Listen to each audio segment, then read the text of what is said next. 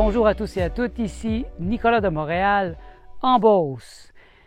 Je suis de retour dans notre jardin en permaculture. Alors ici, c'est le jardin Albert. Et pour l'instant, l'affiche n'est pas encore officielle. J'ai juste écrit au crayon. Bientôt, je vais le mettre au pinceau en noir. Et c'est merveilleux. Moi et Martha, on est émerveillés par les résultats qu'on a eus dans notre jardin. Tout de suite, venez avec moi. Alors ici, vous voyez, on a les trois sœurs.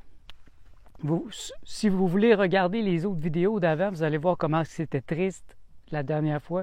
Là, alors ici, on a le maïs ancestral de couleur avec la courge. Et probablement des beans ou des pois, là, je ne me rappelle plus. Ça doit être des beans, des haricots. Donc ça, c'est les trois qui vont très bien ensemble. Et vous voyez, c'est incroyable. La terre est riche ici. Ici, on a en arrière un peu de kale. Elle est un peu frêle parce que on l'a déplacée. Ça a été une surprise. Je ne savais même pas qu'on avait planté de la kale.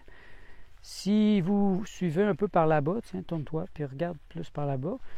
Alors, on a des grosses tomates. Notre surprise, c'est les tomates.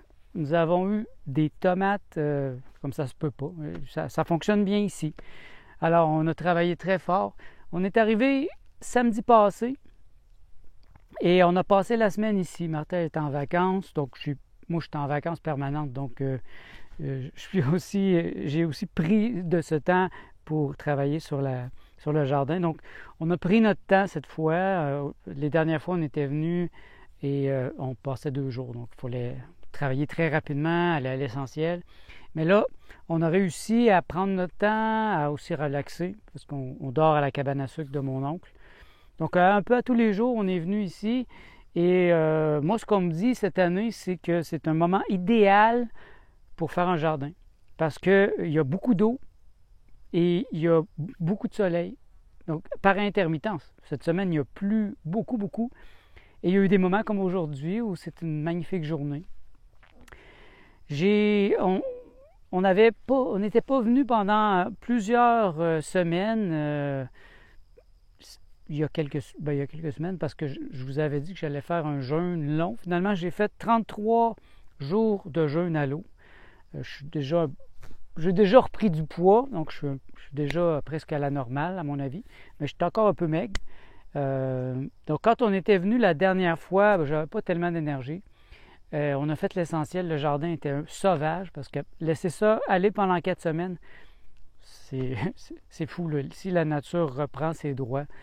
Donc, vous voyez ici, on a décidé qu'on fermait un peu certaines sections. C'était un peu l'inspiration nous a guidés cette semaine. Donc, je vais passer devant. Vous voyez ici, on a replanté des kales. On a trouvé des kales un peu partout, mais ils étaient ensevelis sous des radis. Alors, on les a redonné de la place. Pour ça qu'ils sont petites. Mais elles devraient grandir. Ici, vous voyez, j'ai de la bétacarde qui est vraiment super grosse. J'ai mangé des grosses feuilles à chaque jour et ça continue de donner. Ici, on a eu une surprise. C'est du camus. Moi, je fais beaucoup de germination et puis j'avais lancé des graines. C'est un mélange oriental. Et dans ce mélange oriental, il y avait du camus. Et puis, il semble que ça va bien, camus. Donc, peut-être qu'on pourra se faire des galettes ou quelque chose à la fin de la saison. Ici, le chemin, voilà, je vous avais montré. Je l'ai réouvert, là. Je ne sais pas si on va y aller pour l'instant. Je vais vous présenter l'autre partie qui est le jardin Rose-Irène. Mais venez, suivez-moi. Des patates. Les patates ont très bien fonctionné. On a mangé des patates toute la semaine. Les patates ont bien fonctionné. Moi, j'avais vu un truc en permaculture d'un permaculteur de la France qui avait dit, tu mets 30 cm de paille, tu mets tes patates en dessous. Non, ici, ça a fonctionné extrêmement bien. Les tomates, c'est incroyable. Quand on est arrivé, les tomates étaient toutes écrasées. Le vent avait fait tomber ça, donc il a fallu qu'on attache tout ça. C'est ce qu'on a fait cette semaine, tout ça, ce genre de filage de toile d'araignée. C'est de remonter, attacher, donner la place. Vous voyez ici, on a quelques grosses tomates. Ça va être des tomates heirloom. J'ai aucune tomate rouge, à part celle que ma soeur m'a donnée. Oh, ici, ouais. Ici, sont assez belles. On pense qu'on va les emmener avec nous à Montréal parce que nous autres, on revient dans 2 semaines. Vous voyez ici, on a je pense que c'est des lentilles. J'avais planté des lentilles. Donc ça, d'après moi, c'est des lentilles. On a un peu de menthe qui a bien pris. Là, ça, la menthe va grossir à chaque année. On a tenté d'implanter les fleurs, mais ça n'a pas très bien fonctionné. Elles sont encore très petites. On a remis des plants de tomates qu'on a trouvés un peu partout. Ici, c'est notre section oignons. Les oignons, ils ont eu la vie dure à cause de... J'ai fait l'erreur de mettre un petit plant de tomates que je pensais qu'il allait mourir. Finalement, il n'est pas mort, il est venu jusqu'ici. On est obligé d'enlever les oignons, les emmener ailleurs. Ça, c'est ceux qui ont survécu. Fait qu'on a tout relevé ça, mais je doute qu'il va y avoir des oignons ici. Ça, c'est des poivrons. On ne sait pas encore si ça va bien fonctionner. Là, ici, les poivrons. Ça, c'est notre première qui va très bien, la ciboulette. On commence à avoir des épis là, qui apparaissent doucement, vous voyez, mais ils ne sont pas encore très, très mûrs. Là. Vous ne verrez pas grand-chose. Ils apparaissent doucement.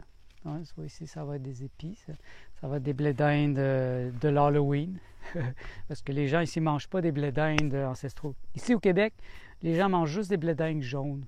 Les blés d'Inde commerciales, génétiquement modifiés. Moi, c'est pas ça que je veux faire. J'ai le goût d'y aller vers des choses beaucoup plus heirloom, comme on dit. Je sais pas en français c'est quoi. Ancestral. Je pense que heirloom veut dire ancestral. L'année prochaine, on a l'intention de travailler avec des patates aussi, peut-être de l'Amérique latine, des patates différentes que les patates autorisées au Québec.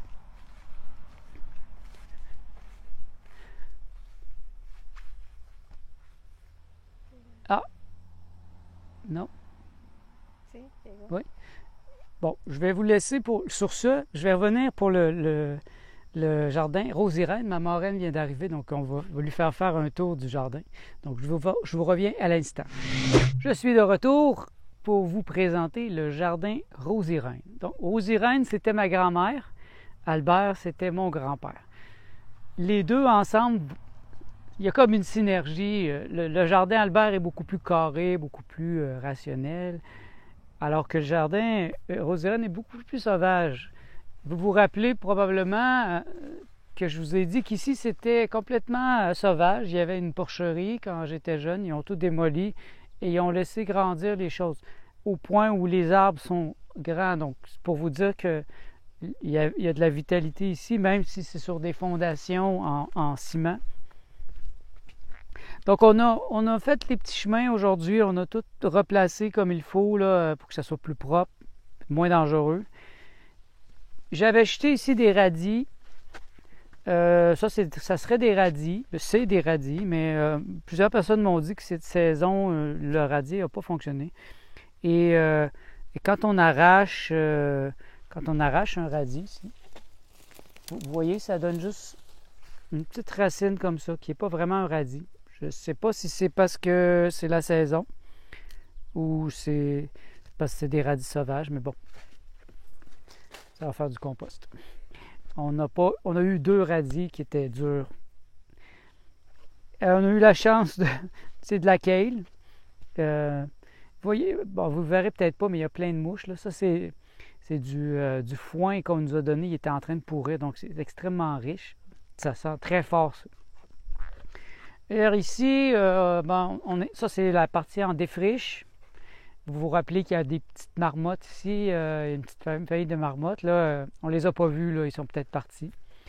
Avec ça, c'est en travail, disons. Alors, suivez-moi. On a un petit chemin ici. On a testé les tomates ici. on a la surprise de voir que nos plants de tomates ont fonctionné à travers un paquet de plants de framboises. On est très surpris. Ça aussi, ça va être des tomates heirloom. Donc, j'avais acheté des tomates heirloom ancestrales de plein couleurs. Au lieu de planter les tomates rouges comme tout le monde fait, j'avais le goût de tenter. L'expérience, finalement, ça va très bien.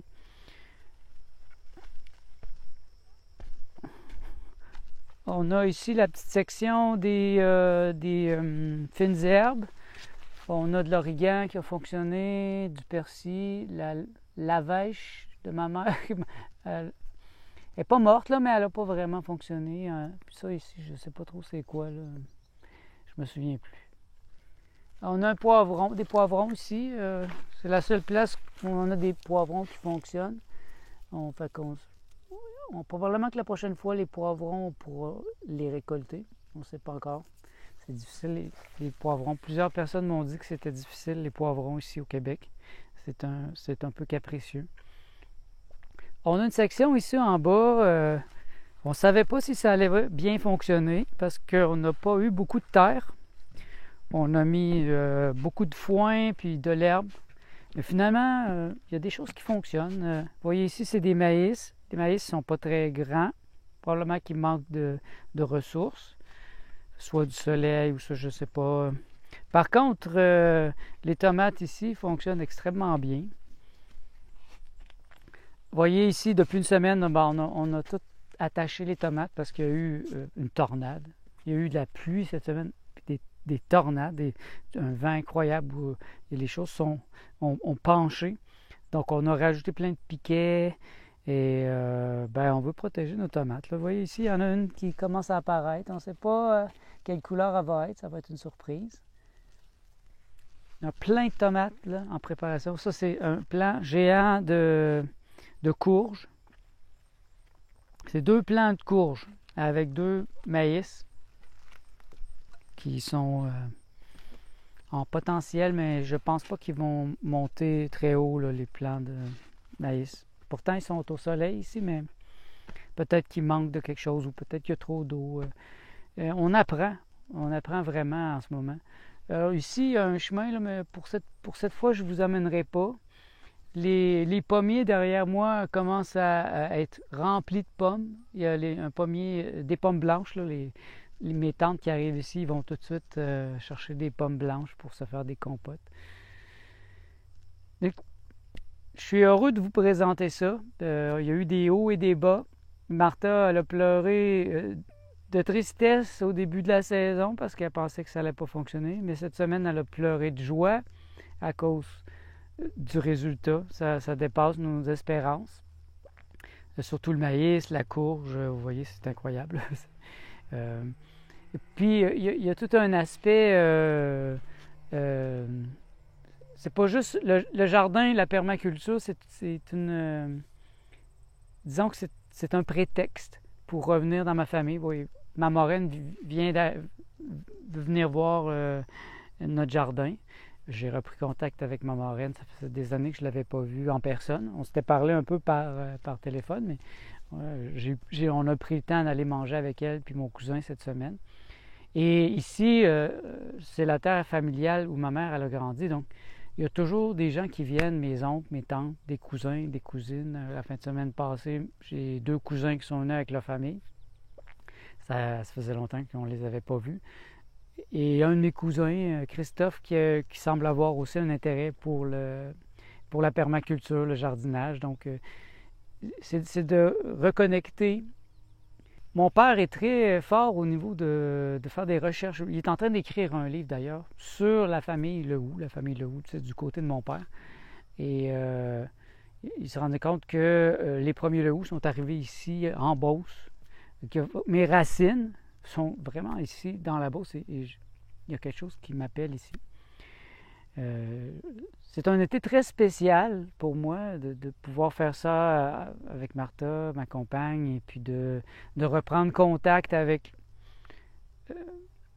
mes ancêtres, si on pourrait dire, parce qu'il y a eu comme un saut de génération. Mes parents, j'ai l'impression que des deux côtés de mes parents, puis beaucoup de familles, les gens n'étaient pas intéressés de rester sur la ferme. Donc, il y a eu un exode des fermes. Par chance, mon oncle Jean-Claude a acheté la terre ici, ce qui nous permet de faire ça, de rester à sa cabane à sucre. C'est comme un... C'est tellement beau ici, comme vous voyez, c'est incroyable, c'est immense comme terre, c'est calme, il n'y a pas de bruit, on n'est pas proche d'une autoroute. Et puis, ça demeure l'idée dont je vous ai parlé dans les dernières vidéos, de l'autonomie alimentaire, d'être beaucoup plus autonome. Alors qu'on sait maintenant qu'il y a des choses qui ne fonctionnent pas bien, on sait qu'il ne faut pas coller la kale, il ne faut pas coller la bêta-carde avec les autres parce que c'est gros. Ça aussi, c'est immense. On a appris des choses qu'on va appliquer l'année prochaine. Notre terre va être plus riche l'année prochaine parce qu'on n'arrête pas d'ajouter carbone, azote, carbone, donc verdure, foin. On bâtit notre sol pour que dans les prochaines années, on ait beaucoup plus de richesse. Et puis en même temps, on tisse les liens dans ma famille, on refait les liens, je rencontre des oncles, des tantes. Et puis on est à la recherche de peut-être des occasions, des endroits où on pourrait demeurer, peut-être un jour. On ne sait pas encore, on s'interroge.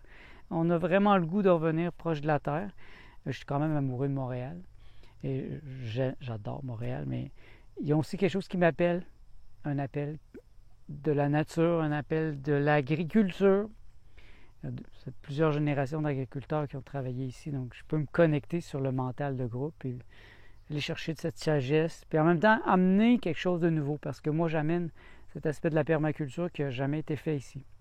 Et il y a un petit jardin là-bas, c'est un petit jardin conventionnel, c'est-à-dire qu'ils ouvrent la terre, puis ils ont quand même une production.